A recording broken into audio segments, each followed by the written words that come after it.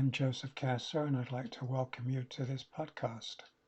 Today's podcast is slightly different.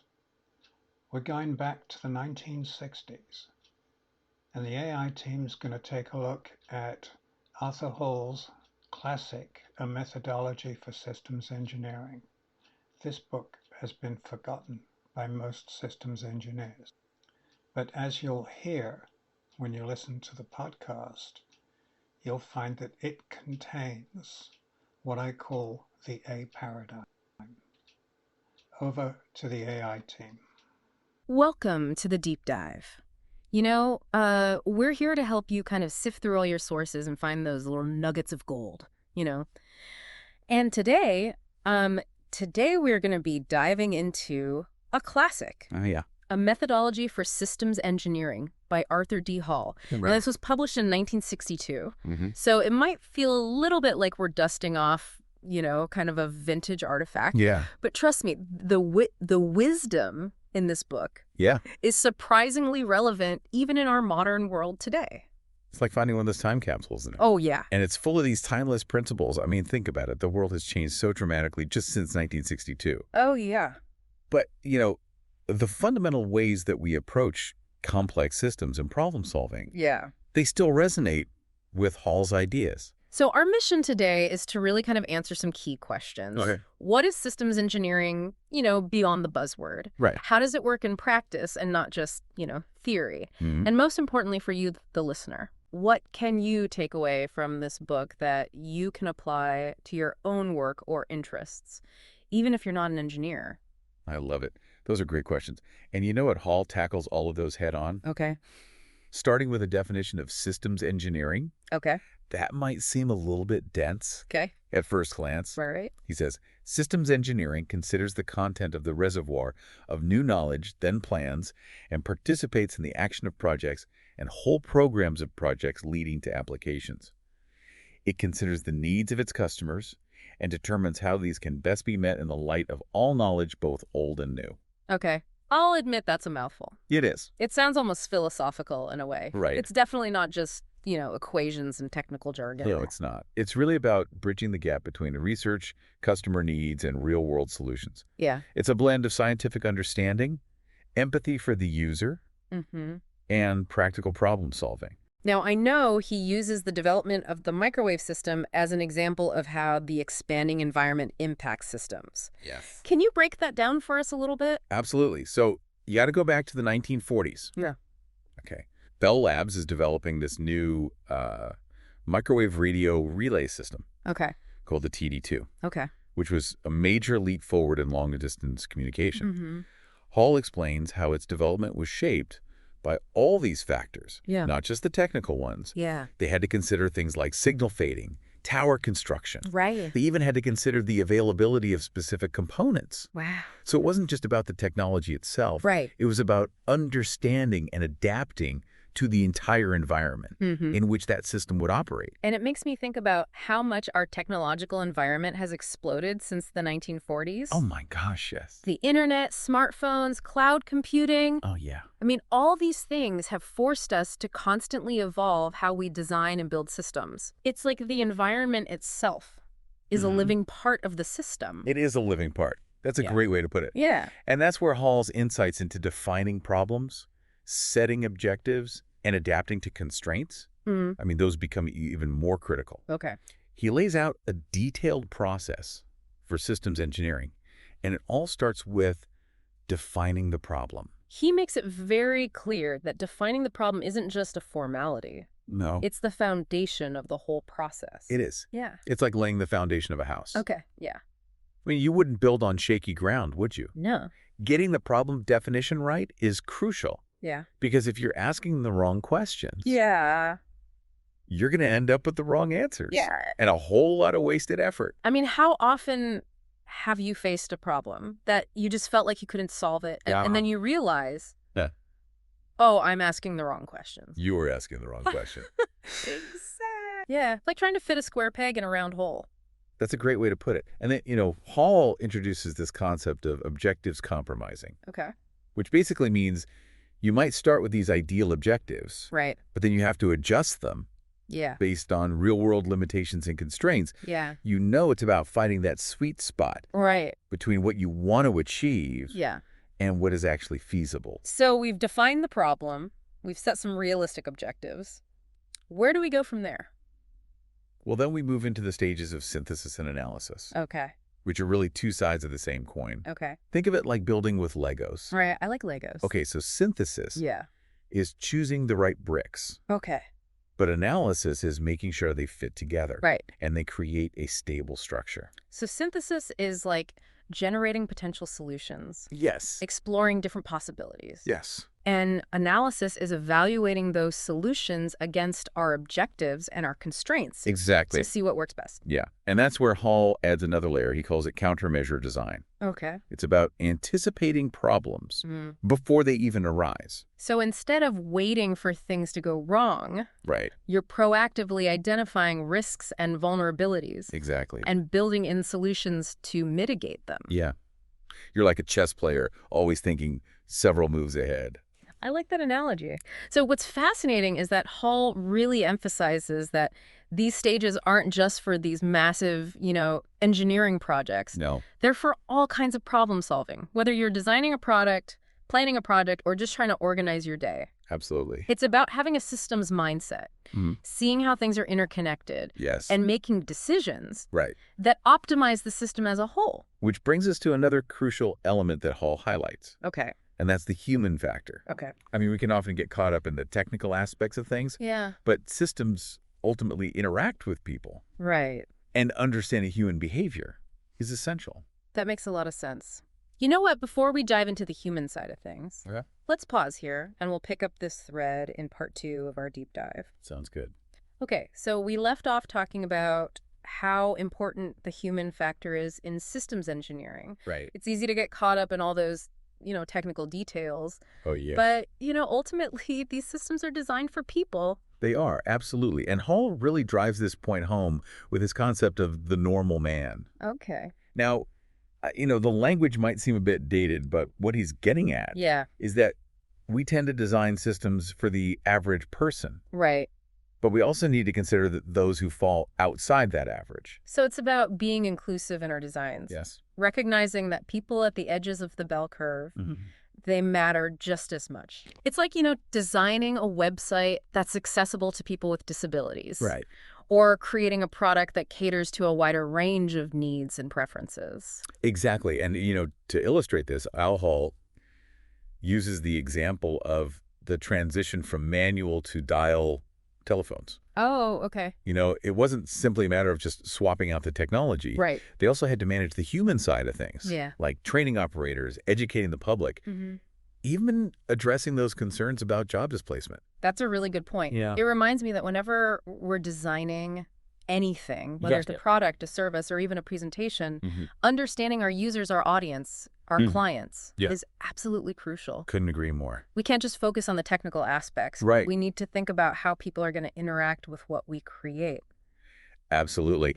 And that leads us to another really crucial aspect of systems engineering Okay. that Hall dives into, and that's needs research. So this is where we really try to understand what our customers truly need even before product exists. Yeah, it's like next level market research. Okay.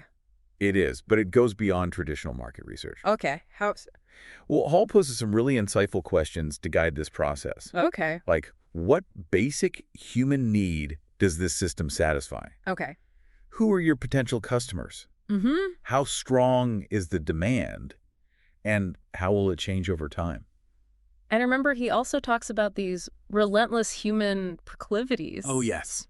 Such a great phrase. Yeah. Because it really captures this idea that, our creativity is constantly fueling new needs, which leads to this endless cycle of invention and demand. It does. And that cycle is only intensified in our modern world. Oh, yeah, for sure. Think about, the constant demand for the next big thing in technology. Oh, yeah, always the next big thing. The moment we satisfy one need, our creative impulses generate new desires, new demands, new opportunities for innovation. So we've got a solid understanding of our customers' needs, both present and future.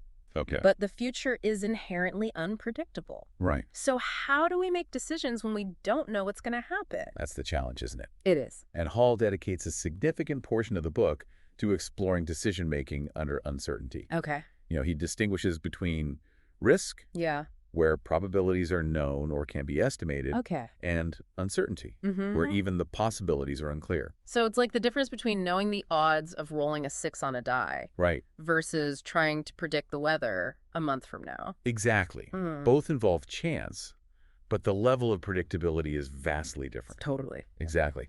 To illustrate this, he uses the stock market as an example, Okay. where, both risk and uncertainty are at play. Right.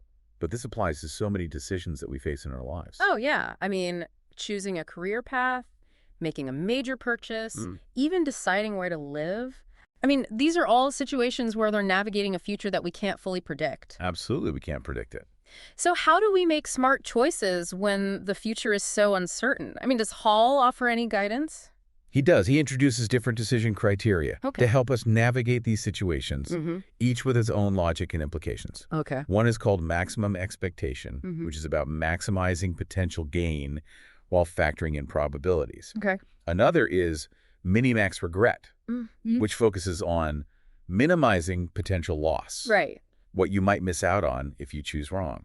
So it sounds like there's no one-size-fits-all answer here. Right. It depends on our individual decision-making style, our risk tolerance, and the specific context. Absolutely. And, this leads us to one of the most surprising Okay. and I think inspiring takeaways from Hall's book. Okay. He emphasizes that systems engineering isn't just about cold, hard calculations. Okay. It requires imagination. Okay. It requires creativity. Yeah. That's not the first thing that comes to mind when I think of engineering. I know it's not. Usually I'm picturing spreadsheets and equations. Right. Not, brainstorming sessions and creative breakthroughs. Well, it's a common misconception. Yeah. Hall argues that creativity is essential for effective systems engineering. Okay. He even offers some practical advice on how to foster creativity, Okay. which, by the way, is just as relevant today as it was back then. All right. I'm all ears. What's the secret formula? Oh, there's no magic formula. Okay. But Hall highlights the importance of a stimulating intellectual environment. Okay. He's a big advocate for group brainstorming, bringing together diverse perspectives Mm-hmm. to spark new ideas and breakthroughs. Yeah. And he emphasizes the role of motivation and passion in fueling creative thinking. Right. When we're genuinely excited about a problem, Yeah. when we're driven to find a solution, Yeah. our brains just work differently. It's true when we're passionate about something, we naturally bring more energy and creativity to the table. Absolutely we do. Yeah. And on the flip side, he cautions against these common creativity blockers, Make it like what? like fear of criticism, Yeah. getting bogged down in details, clinging to conventional thinking. Right. All these things can stifle our creative impulses. So it's like he's encouraging us to embrace a beginner's mindset, Yes. approach challenges with curiosity and a willingness to experiment, Yes. and not let the fear of failure hold us back. Absolutely. That's a great way to put it. Yeah. And he concludes this section on creativity with a really empowering message. Okay. Everyone has creative potential. Mm-hmm. It's about finding what works for you, Yeah. what sparks your imagination, what helps you break free from those mental barriers. I mean, we've covered so much ground here. We have. From defining the problem to understanding human factors. Right. Navigating uncertainty, and even embracing creativity. It feels like systems engineering is about so much more than just building technical systems. It is. It's almost like a philosophy for approaching any complex challenge. I completely agree. And it's a testament to the enduring relevance of Hall's work. Yeah. But there's one more crucial piece of the puzzle that we Right. need to explore. Yeah, right. One that ties all of these ideas together. Okay. And that's the concept of value. Okay. I am officially on the edge of my seat time for part 3 of our deep dive into systems engineering. All right, so we've talked about defining problems and understanding human needs and navigating uncertainty and even embracing creativity. Yeah. But it feels like there's this bigger question looming. What's the point of all this? What makes a system, truly good? Yeah, you've hit the nail on the head. That's where the concept of value comes in. Okay. That's something that Hall explores in depth in the book, Mm-hmm. recognizing that there's no single universal answer. Right. Value can be complex and subjective. But he gives us this framework for thinking about it in the context of systems engineering. So how does he kind of break down this idea of value? Are there different types of value that we need to consider? Yeah, he distinguishes between several types of value, Okay. each with its own kind of nuances. Okay. First, there's economic value, Okay. which is often the most tangible and measurable one. Right. It's about, costs and profits and return on investment. Yeah. The bottom line. The bottom line, exactly. Okay. Then there's this idea of value in use, Okay. which focuses on the utility or the benefit that a system provides to its users. So economic value is about how much money a system makes or saves, Right. while value in use is about how well it actually serves the people who are using it. Precisely. And Hall points out that these two types of value, Yeah. they aren't always aligned. Right. You might have a system that's economically viable, Mm-hmm. but doesn't actually provide much benefit to its users. Yeah.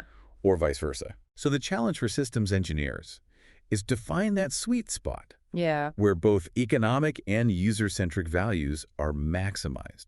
It's like finding that balance between what's good for the business and what's good for the people who are actually using the system. And it all comes back to our discussion about understanding customer needs. Mm-hmm. The deeper our understanding of those needs, the better equipped we are Mm. to create systems that deliver real value. Yeah. It's not just about building something that works. Right. It's about building something that matters. Now, I know Hall also brings up this concept of sub-optimization, Yes. which I found really intriguing. Mm-hmm. What exactly does that mean? Sub-optimization. It happens when we get so focused on optimizing one part of a system Okay. that we kind of neglect the impact on the whole. Yeah. It's like trying to improve the efficiency of a single department in a company Right. without thinking about how those changes might affect other departments Yeah. or the overall performance of the company. So it's like having tunnel vision. Yes. We need to be able to step back and see how our decisions fit into the larger context. Exactly, and that's where a systems engineering mindset can be so valuable. Yeah. It encourages us to think holistically, Mm-hmm. to consider those interconnections, Right. Yeah. and make decisions that optimize the entire system, Yeah. even if it means accepting, less than perfect solutions at the subsystem level. Right. It's like that saying, don't lose sight of the forest for the trees. Exactly. Hall's work really provides us with this framework, Mhm. for thinking about complex systems, for defining problems, setting objectives, Yeah. evaluating alternatives, Right. and ultimately making decisions that align with our values. So what does all this mean for our listener? Yeah. How can they apply these insights from a 1962 book to their lives today? That's the beauty of it. Yeah. Even though this book was written, over 6 decades ago, Mm-hmm.